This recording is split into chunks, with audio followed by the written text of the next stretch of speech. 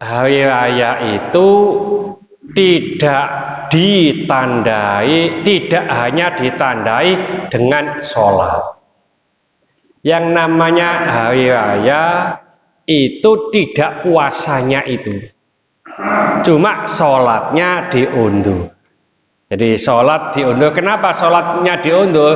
Tidak mungkin Rasulullah sholat itu setelah asar. Ya, jadi hari Sabtu Rasulullah ini puasa.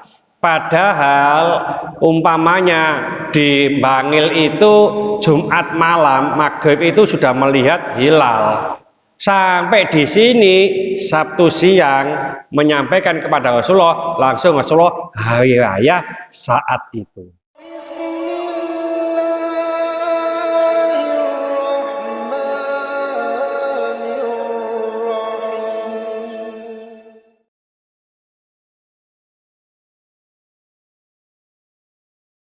Assalamualaikum warahmatullahi wabarakatuh. Ila hadratin Nabiyil Mustafa sallallahu alaihi wasallam wa ila jami' ikhwanihi minal anbiya'i wal mursalin wal awliya wa syuhada wa salihin was sahabati wat tabi'in wal ulama'i wal amilin wal musannifina wal mukhlisin wa ila jami'il mujahidin fi sabilillahil malaikati muqarrabin, khususan ila Sayyidina Syekh Abdul Qadir Jilani wa bil khusus Ibnu Hajar al-Asqalani. Al-Fatihah. Mari kita memohon kepada Allah khususnya yang hadir pada malam hari ini. Mudah-mudahan dijembarkan rezekinya oleh Allah, rezeki yang halal, yang barokah, cukuplah nyukupi untuk ibadah kepada Allah, disehatkan badannya, dipanjangkan umurnya, umur yang barokah untuk ibadah kepada Allah, diselesaikan segala kesulitannya, dikabulkan segala permohonannya, dimudahkan berziarah ke Mekah Madinah. Al-Fatihah. Mari kita doakan saudara-saudara kita yang pada malam hari ini belum dapat bergabung dengan kita, entah karena sakit, mudah-mudahan Allah memberikan cepat kesembuhan, entah karena sibuk, mudah-mudahan Allah memberikan keluangan waktu sehingga minggu-minggu berikutnya bisa bergabung dengan kita.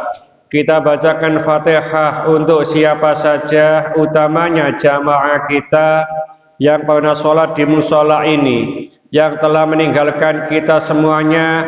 Mudah-mudahan Allah menerima segala amal ibadahnya, mudah-mudahan Allah mengampuni segala kesalahan dan dosa-dosanya, dan mudah-mudahan Allah menempatkan ia di tempat yang mulia di sisi. Al-Fatihah. Bismillahirrahmanirrahim. Alhamdulillahirabbil alamin, wassalatu wassalamu ala asyrafil mursalin sayyidina wa habibina wa syafi'ina Muhammadin wa ala alihi wa sahbihi ajma'in wa man tabi'ahu bi ihsanin ila yaumil amma ba'd. Bapak-bapak, ibu-ibu jamaah mushola Al-Hikmah rahimakumullah, mari kita lanjutkan kajian kita di kitab Bulughul Maram, masih melanjutkan kitab shalah, bab sholatil idaini, bab yang menjelaskan tentang sholat id. Ini belum bahas puasanya, tapi yang dibahas sholat idnya dulu. Kenapa? Karena mengikuti kitab shalah, kitab yang menjelaskan sholat. Nah, sholat id itu termasuk sholat-sholat sunnah. Jadi ini masuk ke bab sholat, jadi puasanya belum. Bismillahirrahmanirrahim. An Aisyah radhiyallahu anha qalat, dari Sayyidatina Aisyah, mudah-mudahan Allah meridhoinya, ia berkata, qala Rasulullah sallallahu alaihi wasallam, Rasulullah sallallahu alaihi wasallam bersabda, Al-fitru yauma yuftirun nas. Jadi hari raya fitr itu adalah hari di mana manusia berbuka. Wal adha yauma yudhin nasu, dan hari raya adha itu adalah hari di mana manusia menyembelih hewan. Rawahu Tirmidzi. Ini ada dua hari raya, Idul Fitri dan Idul Adha. Idul Fitri itu di mana hari manusia berbuka. Lalu Idul Adha di mana manusia menyembelih hewan. Kenapa yang satu dikatakan hari berbuka, yang satu dikatakan hari menyembelih hewan? Padahal dua-duanya ada puasa. Yang Idul Fitri ada puasa Ramadan. Yang Idul Adha itu ada puasa Arafah. Puasa Arafah itu yukafirus sanatal madiyah wal baqiyah. Jadi puasa satu hari Arafah itu dapat menghapus 2 tahun dosa, 1 tahun yang lalu dan 1 tahun yang akan datang. Nah, begini, karena Idul Fitri itu puasanya wajib, tidak puasa tidak boleh. Oleh karena itu pas saat Idul Fitri maka orang ini tidak boleh puasa. Nah, kalau Idul Adha itu puasanya sunnah, nggak puasa nggak popo. Yakin sing lanang-lanang iku akeh gak poso nih Pak, gak kuat Pak. Ya, podo sing ngomong iki. Ya, iku ini poso apa Arafah iku ya nyengkak-nyengkakno. Ngono ku ket isuk sampai sore istiqomah. Istiqomah nggone kamar turu tok wae ya. Kok gak maghrib-maghrib begini apa iki? Ya, ibu-ibu biasa. Puasa Senin Kemis sih biasa. Ya, kenapa kok biasa Senin Kemis? Wedi dicedheki bapaknya. Ya, jadi bapaknya nyedek po aku poso lo ya. Oh iya. Itu alasannya gitu, ya. Ngono ku ya temenan bae. Ya, jadi kita berupaya Idul Fitri itu kita berpuasa Ramadan dan Idul Adha. Nah, ini ada sholatnya nanti ya, sholat Idul Fitri, ada sholat Idul Adha. Saya baca kedua. Bismillahirrahmanirrahim. Wa an Abi Umair bin Anas bin Malik, dari Abi Umair bin Anas bin Malik radhiyallahu anhuma, mudah-mudahan Allah meridai keduanya, an umumatin lahu minas sahabati, dari paman-pamannya termasuk sahabat-sahabat Nabi. Anna Rabban, sesungguhnya ada rombongan, ja'u mereka datang, fasyahidu dan mereka menyaksikan, annahum bahwasanya mereka, ra'awul hilala bil amsi, mereka melihat hilal atau tanggal 1 Syawal kemarin. Fa'amarahumun nabiyyu sallallahu alaihi wasallam, lalu Nabi Shallallahu Alaihi Wasallam memerintahkan kepada mereka, memerintahkan apa? Ayyuftiru, untuk berbuka. Wa idza asbahu, dan tiba-tiba pada pagi harinya, an yagdu ila musallahum, mereka berangkat ke musola atau tempat sholat mereka. Nah, ini menandakan bahwa saat itu Rasulullah Shallallahu Alaihi Wasallam berpuasa, entah ini tanggal 29 atau tanggal 30 Ramadan, tidak dijelaskan. Ya, nah saat ada rombongan, umpamanya orang sini Ini ada rombongan dari Bangil umpamanya. Ketemu Rasulullah, ya Rasulullah, kami sudah melihat hilal kemarin. Ya. Nah, karena saat kemarin melihat hilal, maka kami nggak puasa saat ini. Ya. Maka Rasulullah memerintahkan kepada sahabat-sahabatnya, sahabat-sahabat, buka. Ya, iftar. Artinya apa? Artinya membatalkan puasanya hari itu. Dan besok paginya Rasulullah dan para sahabat menuju ke tempat sholat Idul Fitri.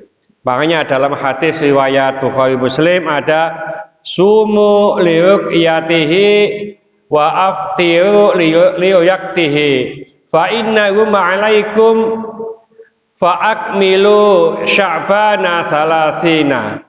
Jadi berpuasalah kalian bila melihat ruqyat atau melihat hilal, dan berbukalah bila melihat hilal. Maka jika awan itu menghalang-halangimu, maka sempurnakanlah bulan Sya'ban itu 30 hari. Jadi ini salah satu dalil bahwa untuk puasa, untuk yoyo itu melihat hilal. Yang tidak melihat hilal monggo ya, jadi pakai pakai hisab. Padahal ahli hisab itu ngapung dan wong NU Pak, ahli hisab itu Sunni nyusu geni ya, dari hisab gitu loh ya. Jadi ya, pernah saya sampaikan, ngapunten, saya ulang-ulang, ternyata saya selidiki rokok itu tidak membatalkan puasa. Jadi sing rokokan ya gak perlu bingung-bingung. Pokoknya pas poso nduk kene ana rokok itu gak batalkan puasa. Yang batalkan puasa itu merokok. Itu yang batalkan puasa. Rokok tidak batalkan puasa. Termasuk ya sate, gule itu tidak batalkan puasa. Nek gaji pangan. Telok tok wae. Termasuk bojo. Iku ya gak batal poso, Pak. Wajib telok tok wae. Ya. Nah, ini jadi nanti kalau kita mau berpuasa, mau hari raya, biasanya kalau di Indonesia ini ada sidang isbat ya yang diikuti oleh beberapa ormas, organisasi kemasyarakatan, organisasi keagamaan ya. Saya baca satu lagi. Ada pertanyaan mungkin sebelum saya lanjutkan ini. Ya. Kalau tadi kita pahami yang hadis tadi bahwa Rasulullah misalnya hari tadi ya, hari ini adalah hari Sabtu, berarti Sabtu siang Rasulullah puasa. Ya. Kemudian ada kafilah dari luar sana hari itu. Nah, kafilahnya bilang bahwa berarti tadi malam yang melihat hilal dan ini dia ada puasa. Hari Jumat melihat Jumat malam. Ya. Kemudian Rasulullah membakar. Ya. Hari Sabtu, tapi hari raya ini berarti hari Ahad kan? Begini, hari raya itu tidak hanya ditandai dengan sholat. Yang namanya hari raya itu tidak puasanya itu, cuma sholatnya diundur. Jadi sholat diundur. Kenapa sholatnya diundur? Tidak mungkin Rasulullah sholat itu setelah asar. Ya, jadi hari Sabtu Rasulullah ini puasa. Padahal umpamanya di Bangil itu Jumat malam, maghrib itu sudah melihat hilal. Sampai di sini Sabtu siang menyampaikan kepada Rasulullah, langsung Rasulullah hari raya saat itu. Nah, sholatnya diundur besoknya. Kenapa? Karena sholat Id itu waktunya adalah waktu duha. bukan waktu duhur, bukan waktu asar. Kok waktu asar bisa dilaksanakan sholat Id? Jadi hari rayanya Sabtu. Ya, jadi hari raya itu tidak hanya ditandai dengan sholat, tapi ditandai dengan tidak berpuasanya, itu berarti hari raya. Ya. Hari rayanya tanggal 2 Syawal. Apa? Hari rayanya ini maksudnya tanggal 2 Syawal. Sholatnya, iya, sholatnya. Ya. Jadi yang penting itu sholat. Tidak sholat itu nggak dosa. Tapi nek waktu itu sudah ada menunjukkan melihat hilal kok si poso, nah itu yang bermasalah. Itu berdosa. Ya, jadi sholatnya itu hanya sunnah.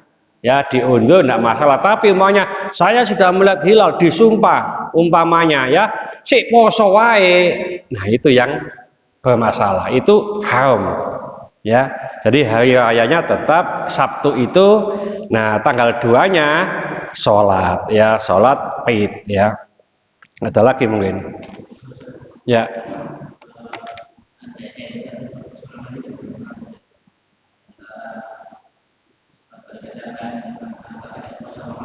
Ya. Ya.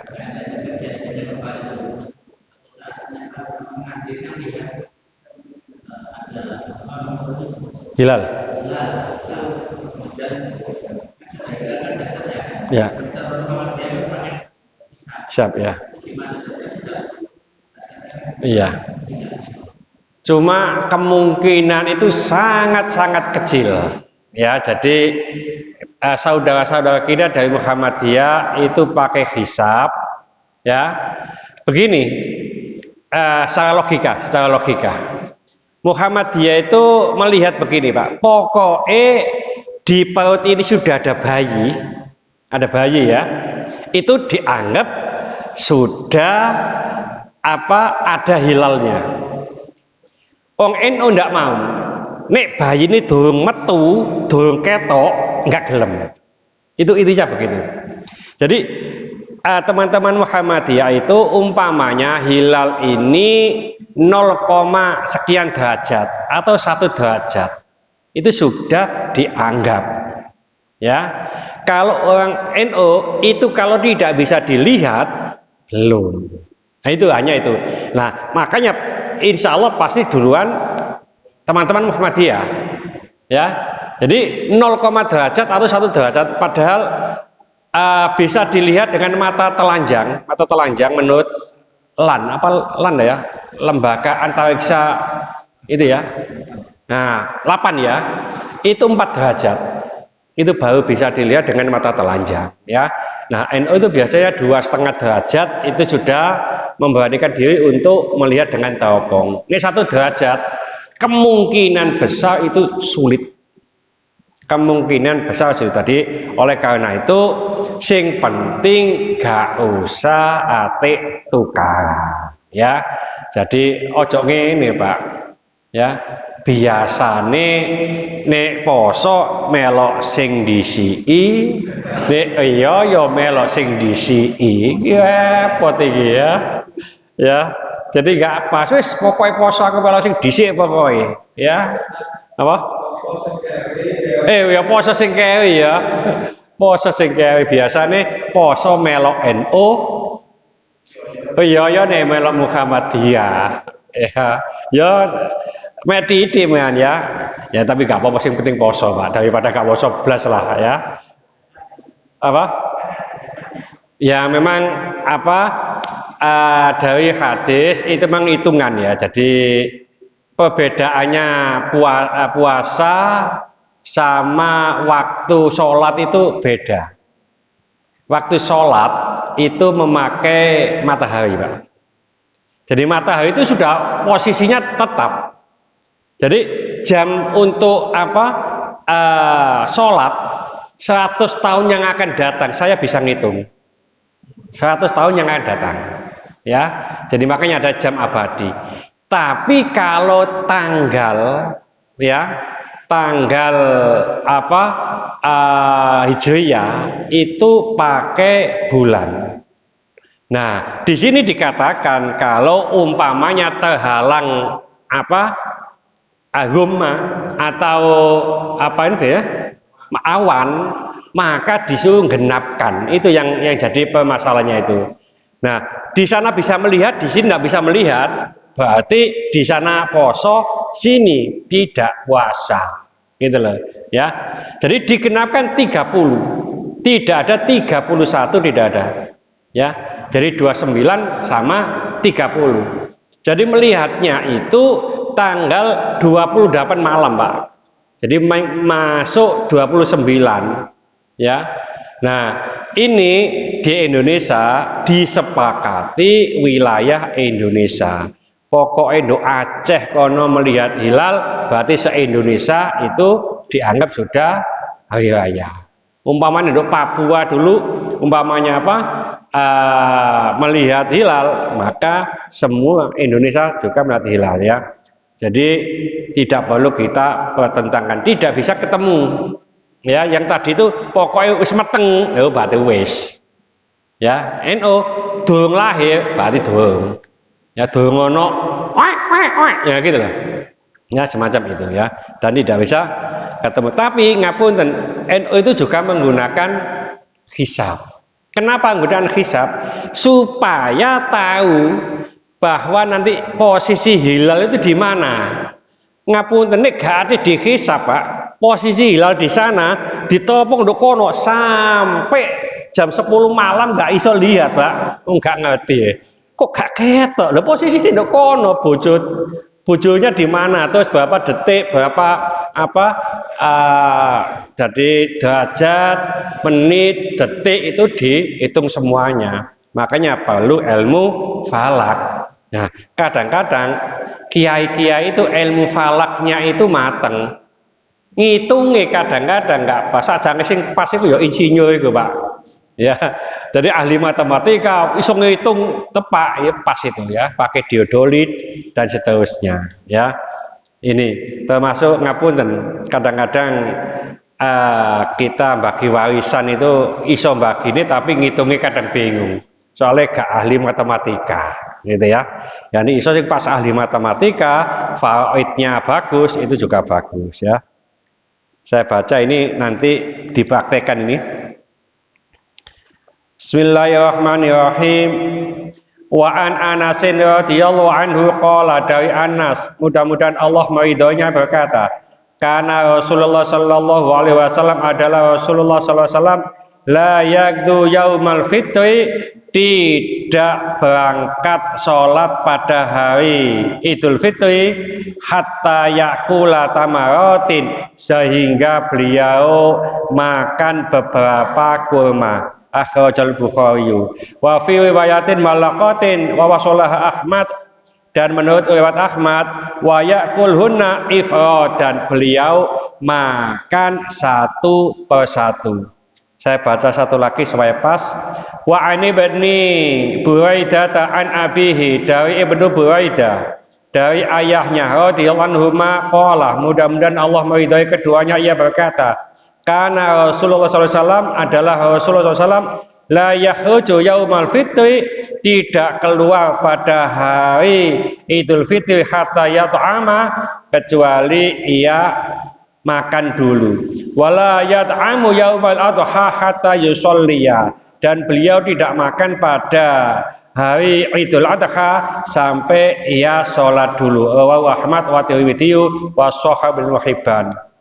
Jadi perbedaan kita sholat Idul Fitri dan Idul Adha. Insya Allah kita itu nanti sholat Idul Fitri dulu, ya. Nah, kalau sholat Idul Fitri itu disunnahkan makan dulu, ya. Jadi makan dulu sebelum pergi ke tempat sholat. Kalau sholat Idul Adha disunnahkan tidak makan dulu sebelum sholat, ya. Kok beda?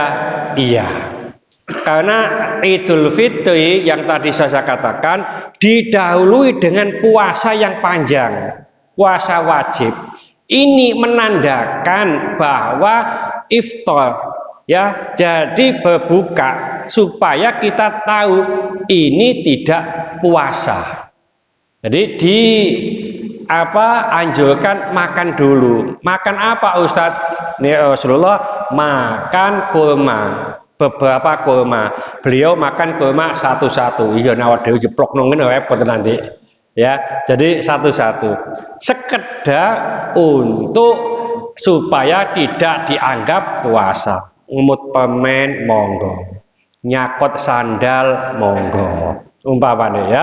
Jadi ngincipi makan apa gitu, lalu berangkat ke sholat Id. Nanti kalau sholat Idul Adha dianjurkan, disunahkan tidak makan dulu. Apakah tidak boleh makan dulu Ustaz? Boleh, lewat tengi luwe Pak. Ya, nggak suwe, nggak kono ngeblak, gak makan soalnya. Ya, tapi diupayakan. Karena apa? Antara sebelum Idul Adha dan Idul Adha itu tidak ada perbedaan karena tidak ada puasa yang panjang yang wajib. Terus lagi dianjurkan, disunahkan berangkat sama pulangnya itu beda. Ya, kalau umpamanya sholatnya di sini, wasik umpamanya nang musola, ngubeng kono di sini, boleh ini, omai cedek repot ini, ya. Jadi kalau bisa antara berangkat dan pulang itu beda, ya. Lebih bagus kalau searah seperti kita tawaf, ya. Jadi sini umpamanya begitu. Kalau bisa, kalau nggak bisa, monggo, ya. Yang penting menyelisihi. Nah, saya itu biasanya kalau ke masjid juga menyelisihi, Pak. Karena rumah saya tengah-tengah, jadi berangkat sini, pulang sini umpamanya. Jadi ada menyelisihi setiap ke masjid begitu. Nah, kalau sholat Id itu dianjurkan atau disunahkan, ya. Ada pertanyaan. Ini saya tambah sedikit. Umpamanya ibu-ibu ini puasa supaya tidak punya hutang terus ngombe pil apa ya Pak ya? Kan ada biasanya ibu-ibu ini umroh haji itu kan supaya bisa ibadah dengan baik, ya, terutama tawaf ifadohnya itu nggak haid, lalu minum obat atau disuntik. Sing penting sing nyuntik dulu bapak ya, dari dokter sing nyuntik umpamanya, ya. Apakah boleh?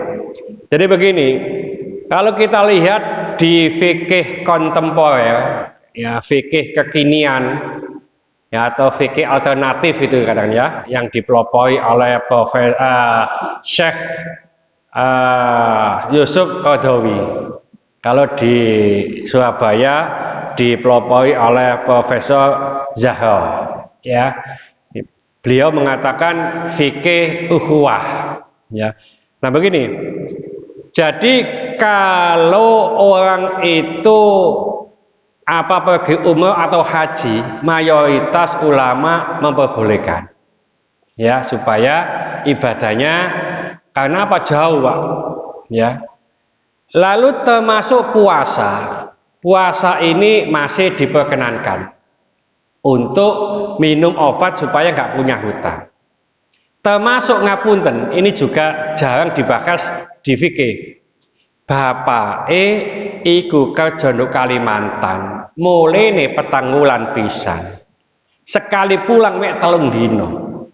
Pulang mek 3 dino balik maneh. Nah, pas mulai tanggal 10, Bu, aku meneh tanggal 10 mulai 10 11 12. Waduh, Pak, aku wayahe. Karena digawe, Pak. Ya. Nah, ini sebagian ulama boleh ibu-ibu itu minum pil sing tidak haid. Jadi menyongsong bapake. Ya, ini biasa ngene sing wado-wado kerja kaya Banuh umpamane. Tapi apa dong wis gak perlu siapno wis. Ya, gak perlu disiapno. Sik enom Pak iki, Pak. Ya. Bu, aku tanggal 10 mulai. Wah, iki wayahe umpamanya nanti tanggal 10 itu ya. Nah, minum pil supaya tidak haid itu boleh. Nah, kalau sholat bagaimana? Sholat supaya bisa ibadah terus, nggak haid kan iso ibadah terus, Pak. Itu mayoritas ulama tidak boleh. Ya, karena sholat itu meninggalkan sholat itu bagi orang haid tidak mengganti. Nih apa puasa itu mengganti. Ya, jadi lebih bagus kalau untuk sholat itu dibiarkan begini saja, tidak usah pakai minum obat. Ya, jadi ini kadang-kadang kita kurang paham dan seterusnya. Saya bahas sedikit lagi puasa kok pilek Pak ya, terus nyedot fix inhaler gitu ya. Jadi biasa kan gitu. Nah ini boleh atau enggak? Di beberapa kitab ini sebagian besar ulama memperbolehkan. Kenapa?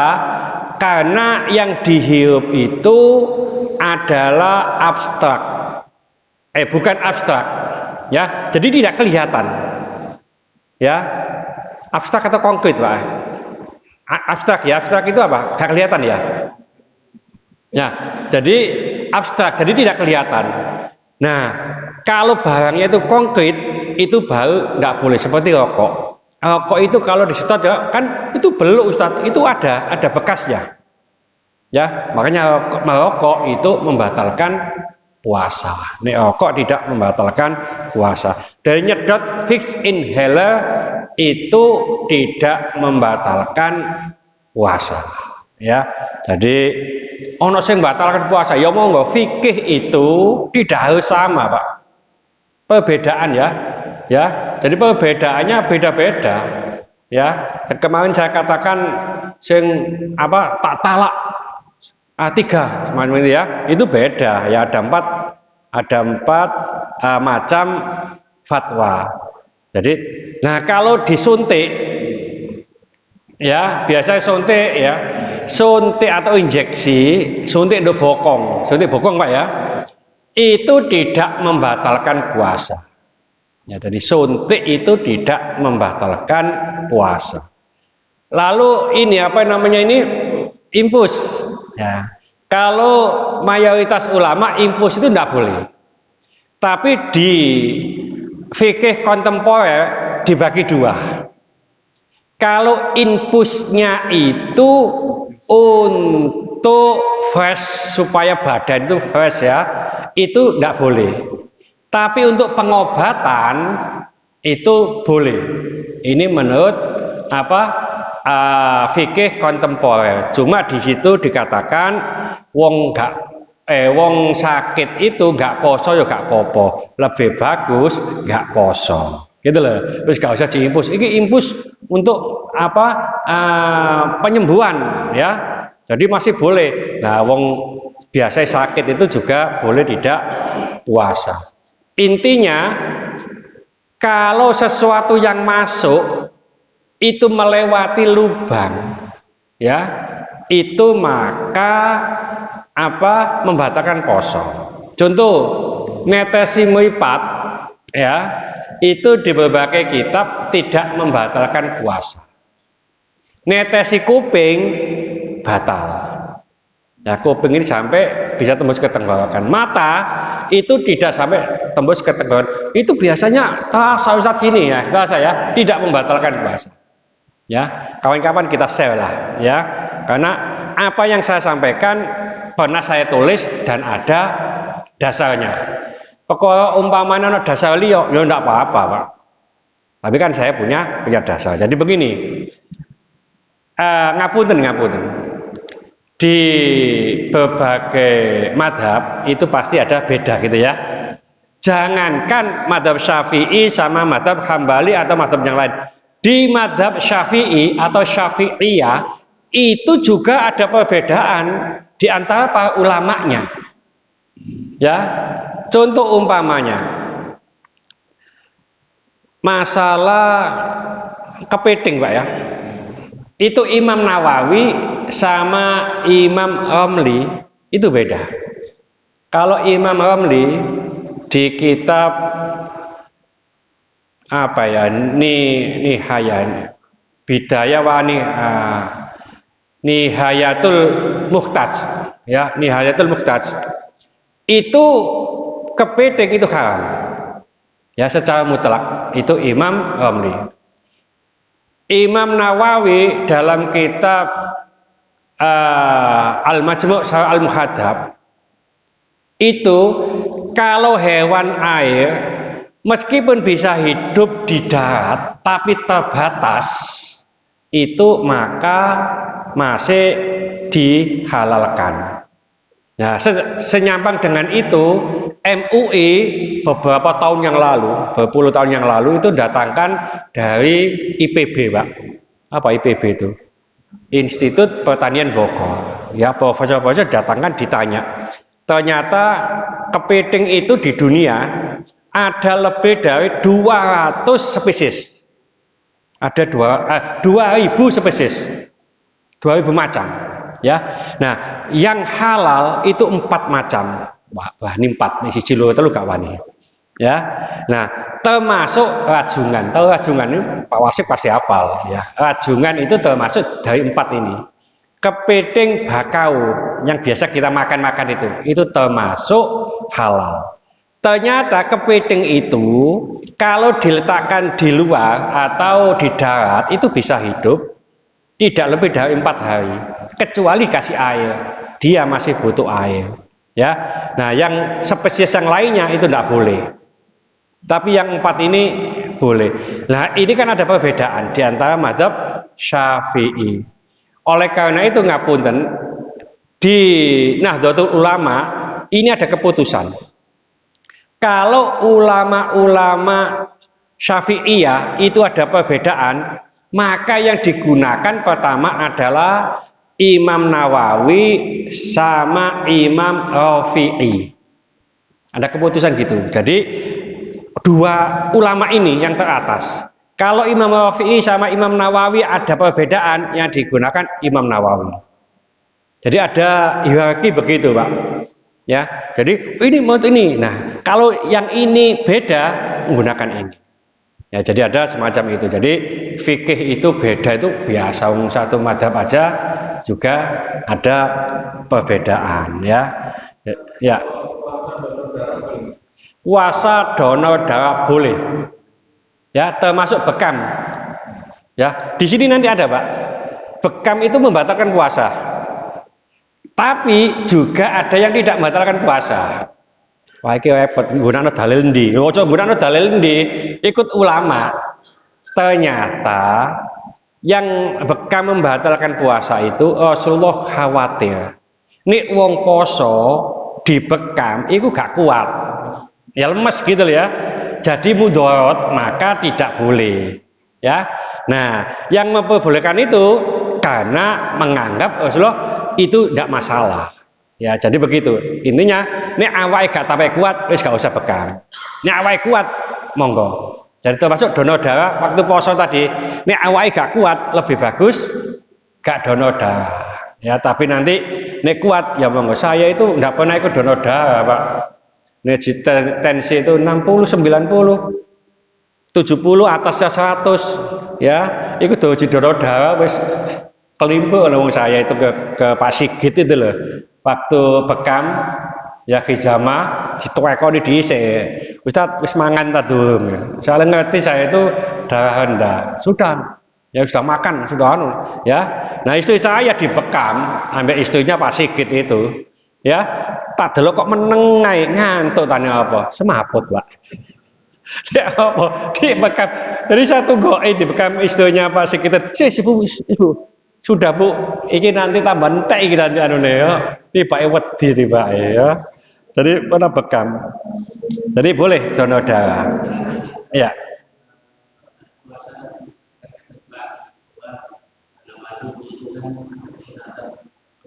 Ya, ya. Puasa menggunakan cotton bud, ya. Diupayakan nggak usah, Pak. Nanti pas poso, takutnya nanti masuk. Ya, paling tidak hukumnya ndak haram tapi makruh. Karena kehati-hatian itu adalah lebih bagus. Berkumur-kumur tetap boleh, memasukkan air tetap boleh, tapi tidak boleh keras-keras. Ya, nah umpamanya nek takut begitu, nggak usah kumur-kumur, nggak apa-apa karena itu sunnah. Takut nanti ya, biasanya ini nom-noman gak ada Pak ya. Jadi kumur-kumur ambek ngelek kan gak ketok ya. Wah, ini terlanjur iki. Ya ini yang nggak boleh. Ya. Jadi nek iso gak usah kumur-kumur. Tapi umpamane kalau bisa hati-hati boleh. Umpamane kum-kum nih apa Pak? Panas temen ya kan posok panas yo. Terus gojoki ngene sadem. Ndak apa-apa. Ya. Poso renang apa boleh? Boleh. Tapi hati-hati kalau nanti sampai masuk berarti batal. Nih iso gak usah renang. Gampang gitu loh. Ya. Jadi untuk kehati-hatian saja. Tapi umpamanya renang itu saya tiap hari untuk terapi umpamanya ya. Monggo. Ya dibuntuk kabeh gini nih mungkin. Kene buntuk mati lah. Ya. Ada lagi mungkin.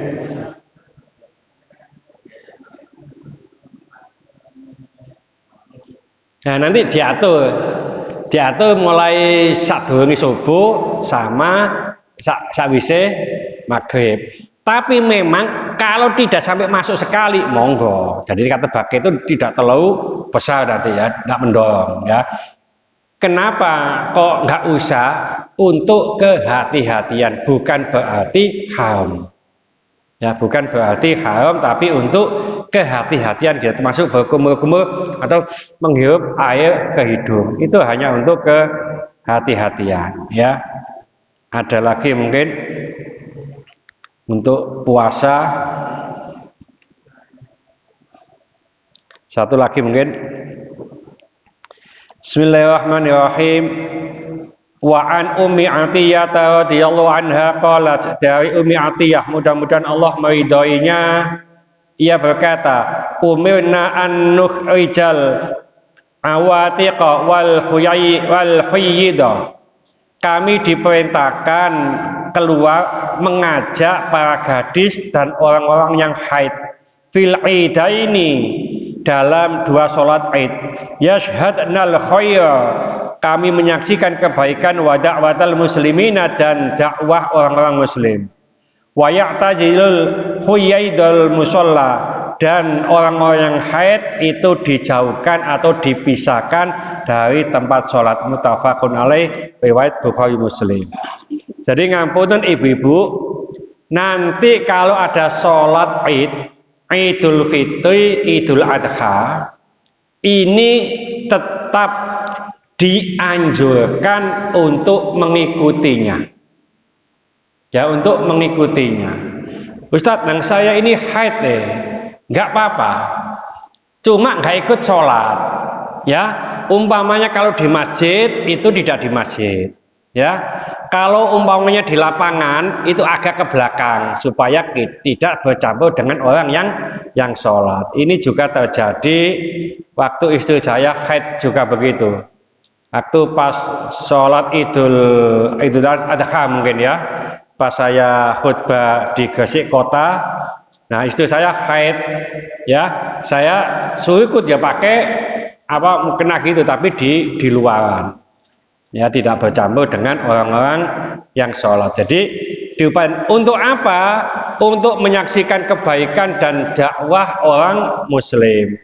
Karena apa? Berduyun-duyunnya orang Muslim ke tempat sholat, yakin masih gak tahu sholat duhur, sholat maghrib nang masjid, nek iku sholat id teko Pak.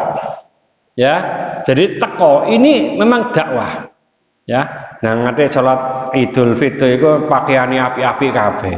Ya, saya itu tidak pernah beli pakaian Pak. Ya. Jadi jika itu, sarung jika itu, kelambi jika itu, ngapunten, kelebihan sarung, baju dan seterusnya dikasih orang itu yang paling halal menurut Imam Ghazali. Jadi sesuatu yang dikasih oleh orang, yang mana orang itu tidak ada indikasi haram. Kalau dikasih perampok itu jelas indikasi. Dikasih GM itu indikasi Pak, GM Gemo, GM itu ya. Nah itu indikasi, maka itu tidak boleh. Tapi tidak ada indikasi, itu yang paling halal. Karena kerja kita sendiri itu mungkin tercampur dengan barang haram. Kata Imam Ghazali, pokoknya tidak ada indikasi itu paling halal. Termasuk ngapun tendang ini paling halal ini Pak. Gak tuku dewe dikai. Makanya kiai-kiai itu panganane halal kabeh. Soale kono berkat, mangane berkat tok pokoknya. Saya itu 1 kilo sak minggu ya Pak. Beras 1 kilo itu 1 minggu, kadang enggak antek.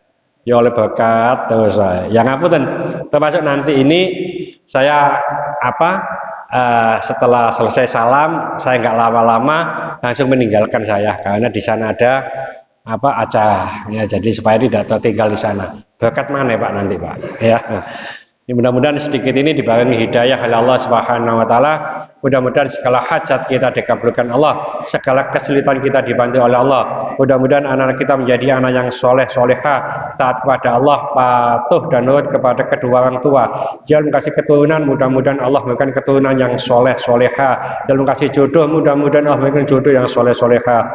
Mudah-mudahan di antara kita, keluarga kita, handetolan kita, tetangga-tetangga kita yang saat ini sedang sakit, baik di rumah sakit maupun di kediaman, mudah-mudahan Allah cepat mengangkat penyakitnya, menyembuhkan penyakitnya, dan mudah-mudahan Allah memberikan kesabaran kepada yang sakit, dan dengan kesabaran ini mudah-mudahan Allah mengangkat seluruh dosa-dosanya, dan mudah-mudahan Allah mengampuni dosa-dosanya orang yang mendolimi kita. Al-Fatihah. Bismillahirrahmanirrahim. Wal asri innal insana lafi khusrin illa alladziina aamanu wa 'amilus sholihati wa tawassaw bil haqqi wa tawassaw bis sabr. Subhanaka wa bihamdika asyhadu an la ilaha illa anta astaghfiruka wa atubu ilaik. Wassalamu alaikum warahmatullahi wabarakatuh.